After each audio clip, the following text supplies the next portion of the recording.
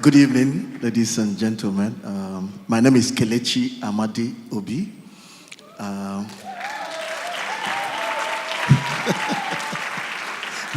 Thank you. I'm a photographer, but I like to call myself a storyteller.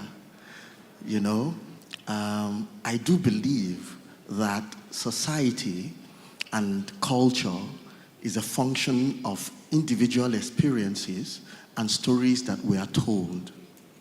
So we behave according to what we have experienced and what we have been told.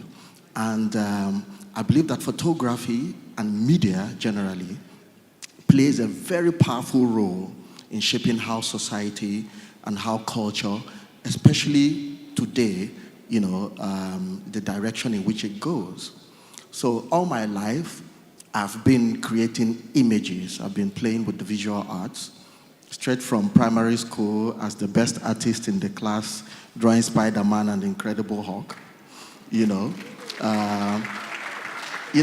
and of course, in those days, in the 70s, you either had to study law or medicine in my house, and I chose law. Because when I got into university, I realized that I could actually be an artist and make a living as an artist. So I resolved that once I left school, I was going to follow my passion, But university taught me quite a bit. I learned how to build a brand in university. I realized that if you did what it is that you want to do, your passion, if you worked on it hard enough and you distinguished yourself, people will pay you for your services. So I was convinced in my year 3 that I will not be a starving artist. So I came to Lagos for law school, and from there I decided to start painting. To cut a long story short, I actually succeeded in becoming a successful painter. I would say my paintings then started selling for about 500,000, which I couldn't believe. Before I got obsessed with photography, photography came at me, it chose me. I used to use my still images from photography as reference materials for my painting. And then people started saying, whoa, we like the still images. They are finished artworks. And again, advertising companies started coming to say, oh, we like this, your kind of work. Can you use it for an ad campaign for us? And then I said, okay. I won't say no to collecting your money. And that was how I started getting paid, as a photographer. But then, I started enjoying fashion photography. Because then fashion photography started looking more like the paintings I used to make. But then instead of painting with oil paint, watercolor, canvas and all that, I then have this whole orchestra of human beings, models, makeup artists, hairstylist, stylist, editor, location, welfare. It was amazing. So each shoot started looking like an orchestra, and I became the conductor. And then when we are through with it, you'd come out with the symphony. It was beautiful. And I got hooked on that. Absolutely hooked on it. So much so that when I was employed by True Love to start shooting their editorials, when True Love closed down, I said, oh, my goodness, fashion photographer without a fashion magazine. I then founded Mania magazine so that I can continue shooting my fashion, actually.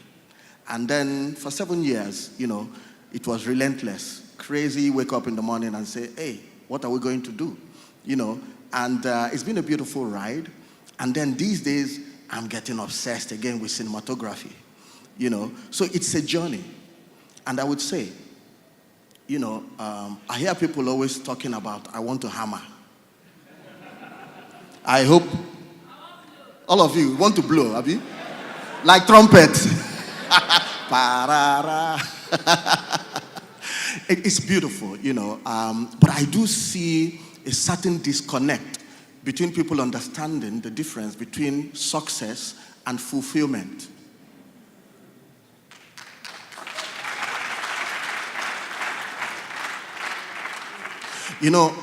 I could stand up, right? Yeah.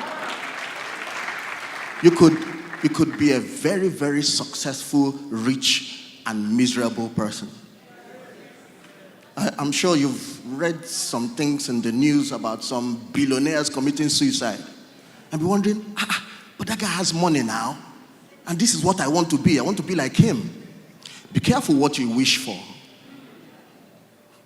There's nothing wrong with being rich, nothing wrong with being successful. But you must find happiness and fulfillment. You should find balance in your life. Maybe it's being a good husband that will help your life, or being a good wife, or being a good brother or sister. But you need to understand that above the business of making money through your talent, there should be a higher purpose for which you're doing what you're doing that is beyond money. My brother here mentioned it. You should have a limit.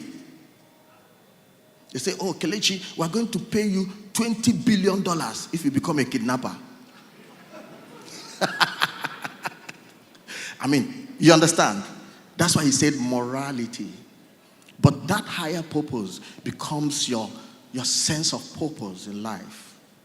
What is it that you uniquely believe that you have to give to this world?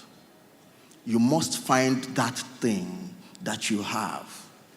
Inside every one of us, the clothes we're wearing is lined with diamonds. You just have to find your diamond. Thank you.